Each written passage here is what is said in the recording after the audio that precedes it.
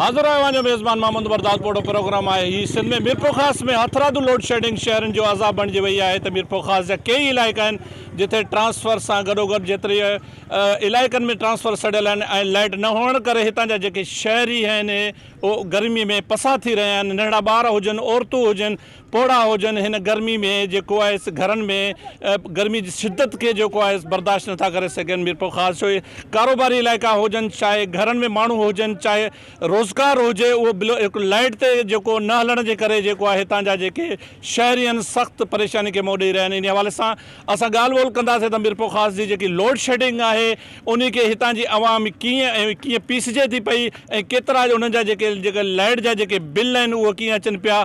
हींअर जेकी आहे लाइट जेकी आहे उहा महांगी थी वई आहे। इन हवाले सां असांजी ॻाल्हि ॿोल थींदी हितां जे शहरनि सां त हुननि जो छा चवणु आहे त मीरपुर ख़ासि जी जेकी हथरादू लोड शेडिंग आहे उहा कीअं हिननि लाइ कीअं अज़ाब बणिजी आई आहे। अदा सभ खां पहिरीं त आवाज़ टीवी जो शुक्रिया अदा कयूं था। असां मीरपुर ख़ासि जा शहरी न पर जंगली ॻोठाणा जेके लाइट जी ऊंदाहे में ॾींहं ऐं रातियूं गुज़ारनि था ऐं असां शुक्रिया अदा कयूं था आवाज़ टीवी जो जेके मीरपुर ख़ासि जे मसाइल ते हर मुख़्तलिफ़ मसाइल ते ॻाल्हाईंदा रहनि था। हाणे हींअर अॼु जेको टॉपिक आहे सो लाइट जो आहे। असां मीरपुर ख़ासि जे हवाले सां लाइट जे लाइ अर्ज़ु कंदासीं त हिते 10 खां 12 कलाक जी लोड शेडिंग आहे, पर हिते जेका असां हथरादू लोड शेडिंग एतिरी आहे का ख़बर न पवंदी आहे त केॾी महिल लाइट अचे थी, कंहिं महिल लाइट वञे थी। 14 खां 16 कलाकनि ताईं लोड शेडिंग हूंदी आहे।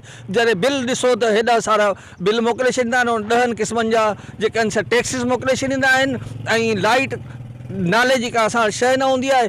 आए ॾींहुं मीरपुर ख़ासि जे मुख़्तलिफ़ मोहल्लनि में जेको सो ट्रांसफार्मर सड़ंदा रहनि था। जॾहिं ट्रांसफार्मर ठाहिण जे लाइ असां उन्हनि खे कॉल कयूं था त को कॉल अटेंड कोन थो करे। जॾहिं कंहिं वापदा जे नुमाइंदे सां ॻाल्हायूं था त उहे चवंदा हेतिरा पैसा लॻंदा, पोइ तंहिंखां पोइ असां जेको लाइट ठाहींदासीं। असां टको गॾु करे हज़ारे रुपया गॾु करे हिननि जे मुंहं में उहो हराम विझूं था। जॾहिं त हुकूमत जे तरफ़ां मुमानियत आहे त हिननि खे कंहिं बि क़िस्म जो को बि पैसो न ॾिनो वञे। ट्रांसफार्मर असांखे फ्री में ठाहे ॾींदासीं, पर उनजे बावजूदि असांखे पैसा ॾियणा पवंदा ऐं उनजे बावजूदि बि असां जेको आहे सो लोड शेडिंग जो इहो ज़ुल्म आहे जो 14 खां 16 कलाक लाइट कान्हे। असां हिते मीरपुर ख़ासि जा शहरी न पर अफ्रीका जे जंगल जा हिकिड़ा जंगली पंहिंजी ज़िंदगी गुज़ारियूं पिया। अॼु खां 1000 साल पुराणे पत्थर जे दौर में गुज़ारियूं पिया। असां हुकूमत ते वक़्त खे गुज़ारिश था कयूं त हींअर जेको 1.5 रुपयो हिननि लाइट ते वधायो आहे, कहिड़े हिसाब सां वधायो अथनि। लाइटूं ॾियनि कोन था। असांजे ते बिल जेके आहिनि से 1000 रुपयनि जा मोकिलिया था वञनि। असांजी जेका लाइट ते लोड शेडिंग जेका कई वई आहे इन लोड शेडिंग खे ख़तमु कयो वञे। असां हेतिरा 1000 रुपया महीनो बिल भरियूं था, उन में 8 क़िस्म जा टैक्स आहिनि। पोइ असां खां तव्हां छाजा टैक्स वठो था, छाजियूं लाइट जा बिल वठो था। जॾहिं असां ते 16 कलाक जी लोड शेडिंग आहे, पोइ असां ते छाजे लाइ था इहा टैक्स मड़िया वञनि, छाजे लाइ था असां ते एतिरा बिल मड़िया वञनि, असां ते बिल बि घटाया वञनि ऐं असांजी जेका आहे लोड शेडिंग घटि कई वञे।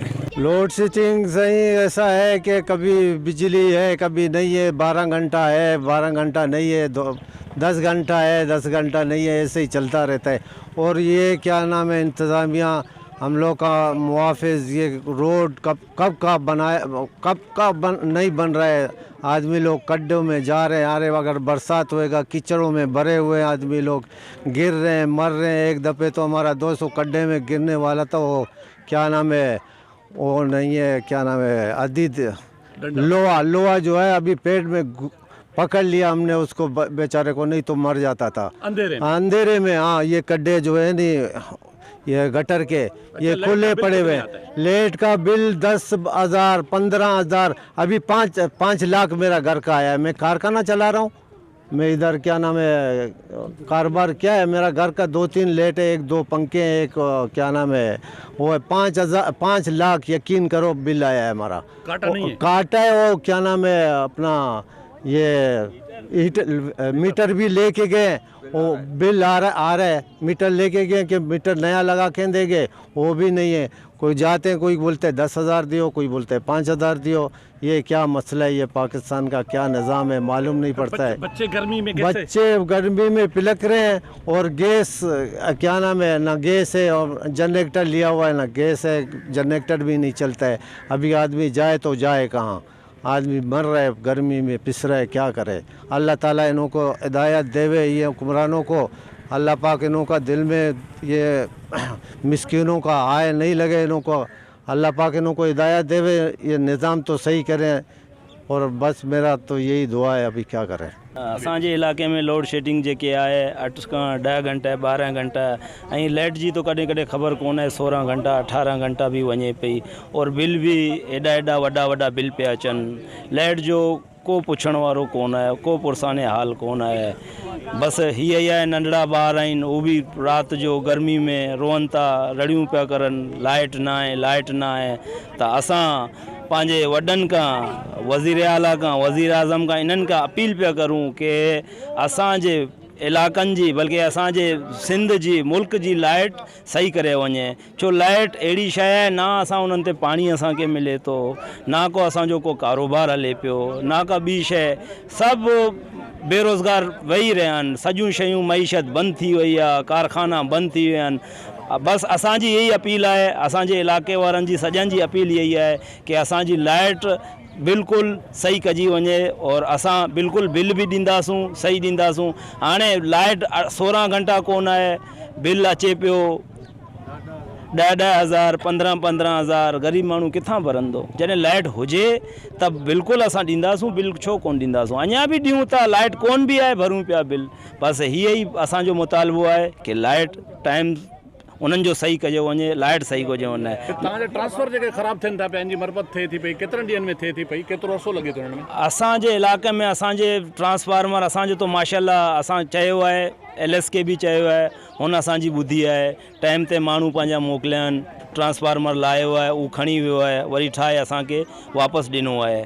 त असां सां अञा उन्हनि को मुतालबो कोन कयो आहे कि हीअ आहे या हू आहे। जो कि हाल आहे, असांजो ट्रांसफार्मर असांजो टाइम सां ठहे पियो। ख़र्चु केतिरो थो अचे? ख़र्चु उन्हनि खे ख़बर आहे, असां ख़र्चु ॾियूं कोन था। असां तो बाबा इहो ई आहे कि पंहिंजा बिल था ॾेखारूं कि असां ॻाल्हायूं था कि असांजी लाइट सही करे वञे, असांखे सही करे ॾियनि। लोड शेडिंग आहे? लोड शेडिंग जी का टाइमिंग कोन आहे। 16 घंटा 18 घंटा आहे ई त आहे, बिल्कुल हकीकत है ये। नहीं है 4 घंटा आएगा, 1 घंटा देगा, 5 घंटा जाएगा, इतने तो बड़ा बड़ा बिल दे जाएगा हमारा। गरीब बंदा क्या करेगा? बेरोजगार है, धंधा नहीं है, बच्चा बेरोजगार, सारा बेटा है, ना पानी है, ना लेंट है, कुछ नहीं है, क्या करेगा गरीब बंदा? AC लगाया गया? AC की तरह घर टूटा फूटा वाला चलो देखो हमारा घर। कितने का बिल आया अभी? कितने का? 1 महीने का 5,000 भेजेगा, 2 महीने का 6,000 भेजेगा। गरीब बंदा किधर से लाएंगे हम पैसा? हाँ ना, फिर पूरी ये लाइट नहीं रात को कैसे गुजरती होगी? ऐसा छत के ऊपर लेटेगा, छत के ऊपर आओ, ऊपर छत पे नहीं, उधर ही सोएगा। लाइट है ही नहीं? नहीं, ये लेंट नहीं है, बिल है।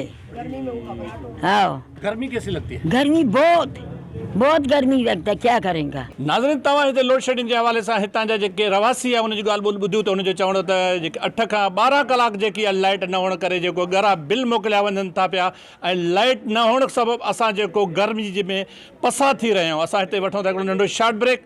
अमी असां सां गॾु रहिजो।